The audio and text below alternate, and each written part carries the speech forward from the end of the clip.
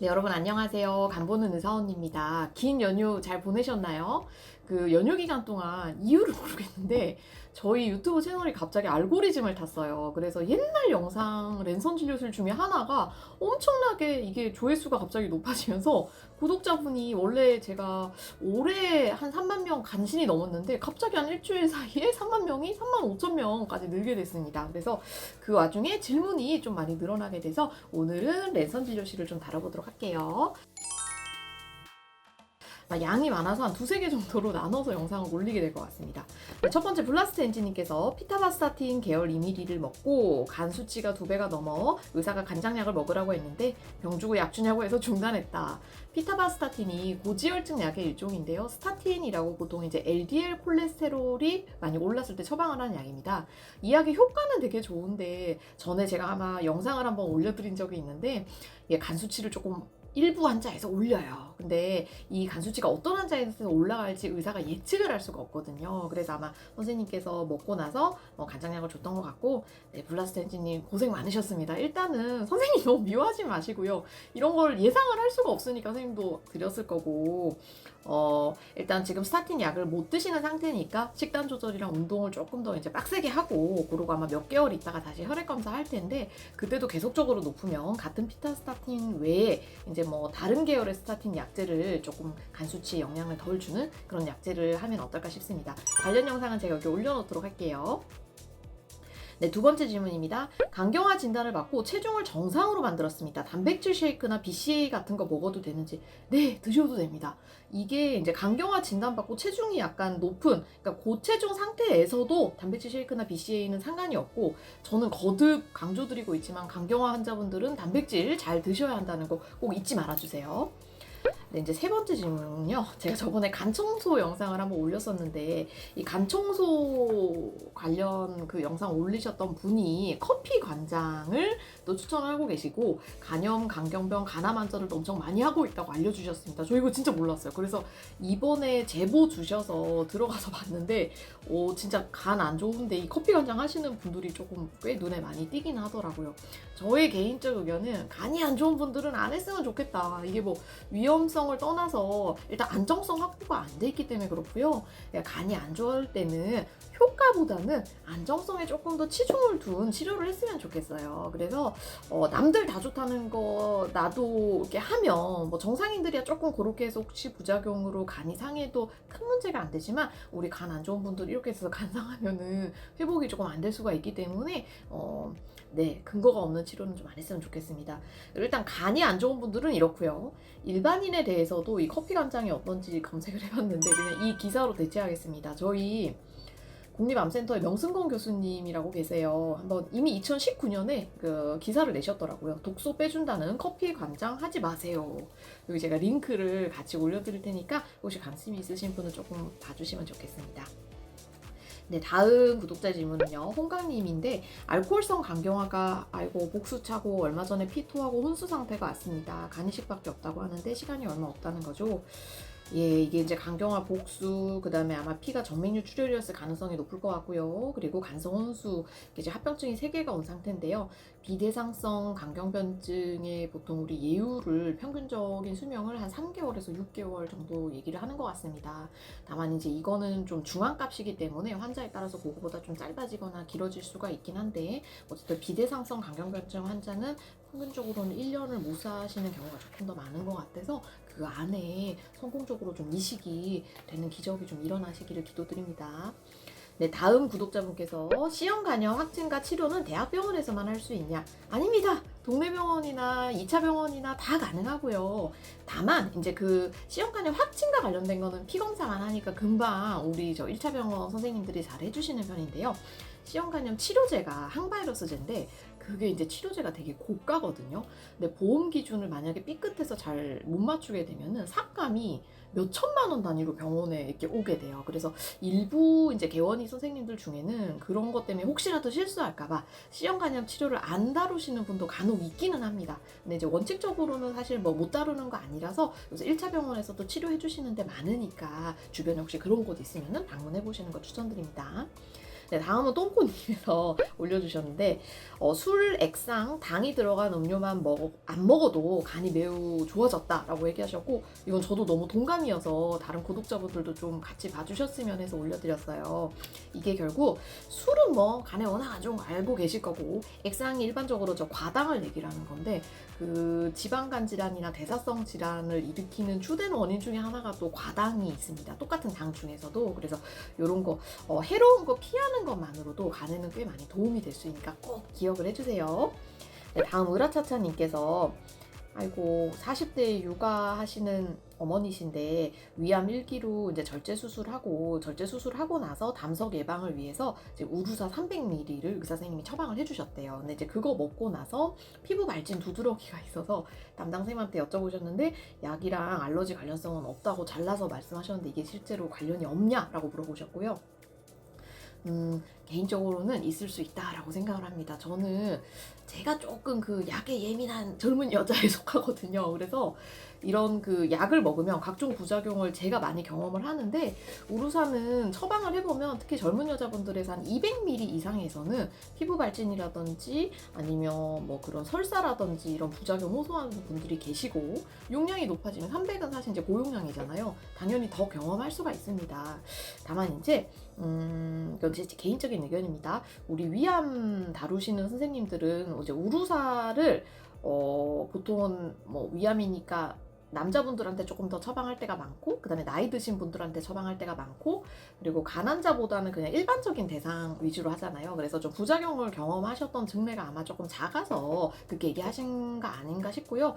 개인적으로는 영향 조금 있다고 생각합니다. 다만 이거는 제 개인적 의견이어서 혹시라도 다음 진료 오실 때 제가 유튜브에서 봤는데 우루사 먹고 이거 피부 발진 생긴 거 맞다는데요? 이러면서 선생님한테 따지시면 안 돼요. 그거는 되게 의사 환자 사이에 신뢰감을 좀 떨어뜨릴 수 있으니까 조금 더 예쁘게 그 의견을 전달하시는 것을 추천드려요. 네, 다음 송상우님께서 A라는 병원에서 항바이러스제 처방받아서 약을 먹고 있는데 B라는 병원으로 옮기면 항바이러스 처방이 비급여로 바뀌냐? 아닙니다. 항바이러스 처방은 같은 약이면 그대로 급여로 할 수가 있고요.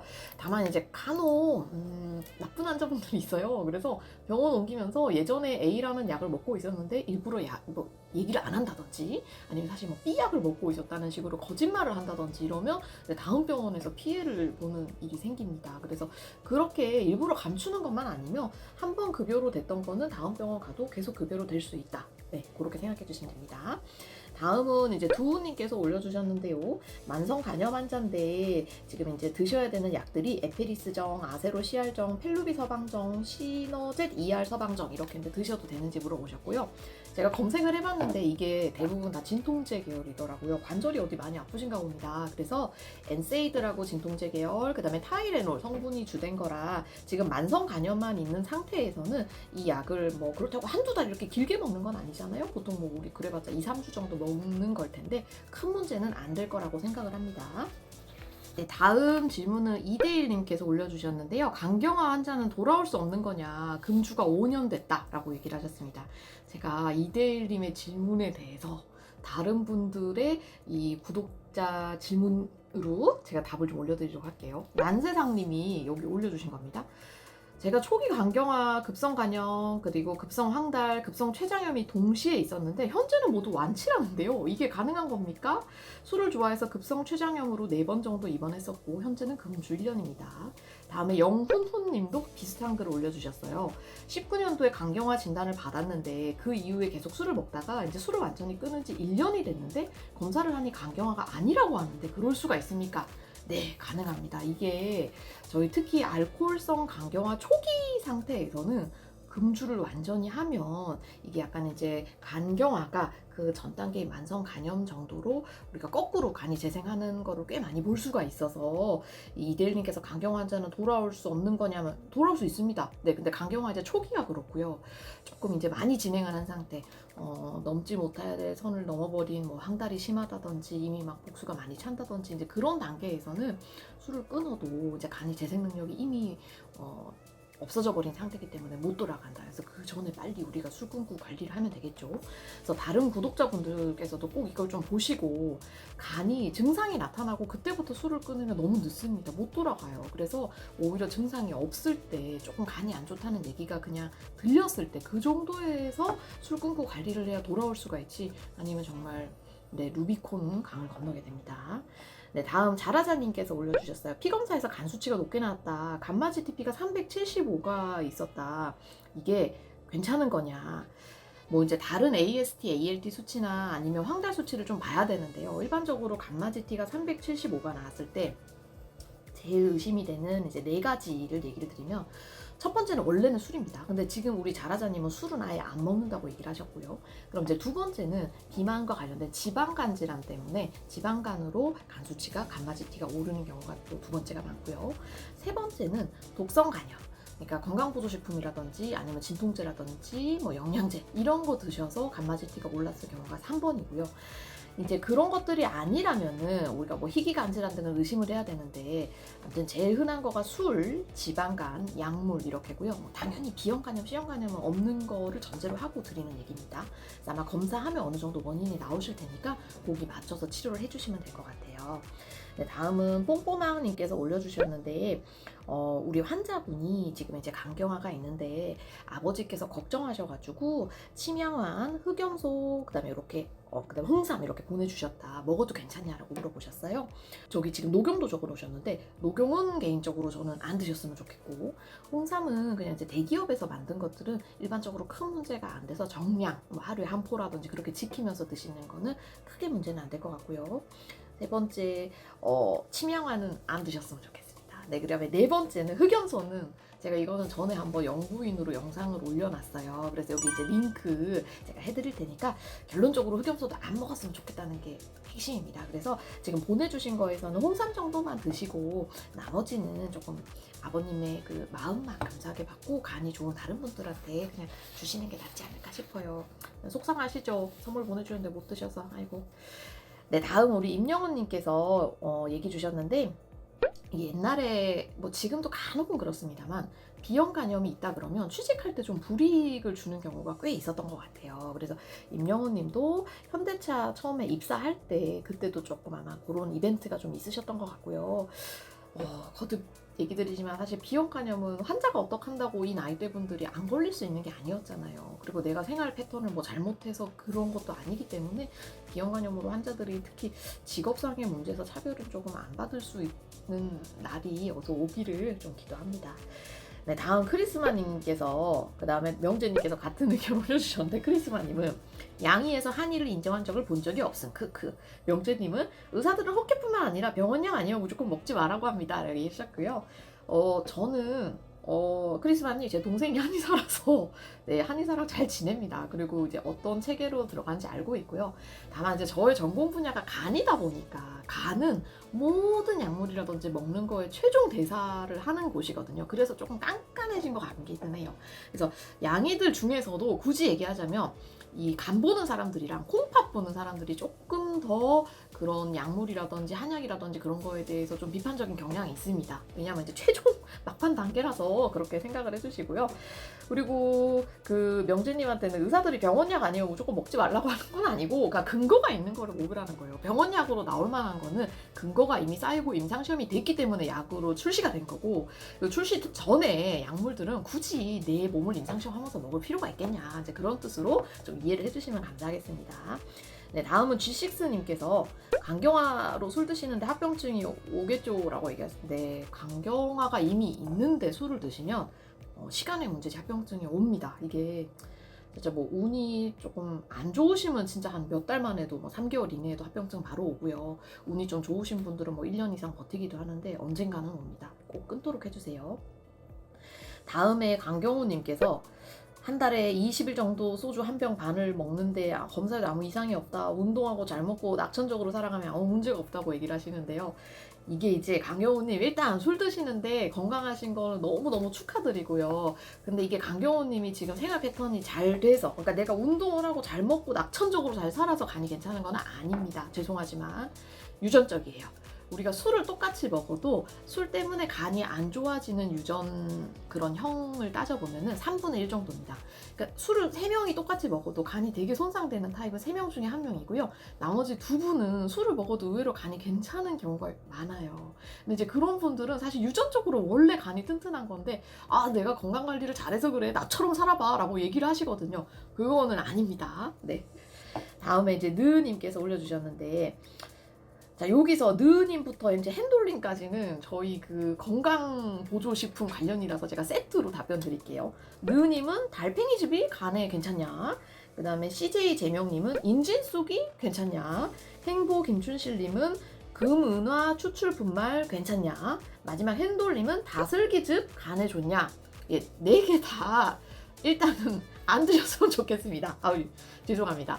일단 4개 다 우리 특히 만성 간염이 있다거나 아니면 간 수치가 높다거나 간이 이미 안 좋다라고 알려진 환자분들은 안 먹었으면 좋겠고요. 뭐 정상인도 먹지 마라 이것까지는 제가 얘기를 못 하겠어요. 저는 전공 분야가 간이고 우리 간 환자분들만 얘기를 하니까.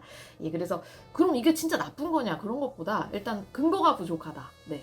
그다음에 이거를 먹고 혹시라도 간이 안 좋아졌을 때 감당해야 될 그런 뒷감당이 너무 클 수 있다. 간이 안 좋은 분들은. 그래서 앞에도 얘기 드렸지만 간이 안 좋은 분들은 효과보다는 이미 밝혀진 안정성에다가 조금 더 방점을 두고 이런 드시는 거를 좀 골랐으면 좋겠습니다.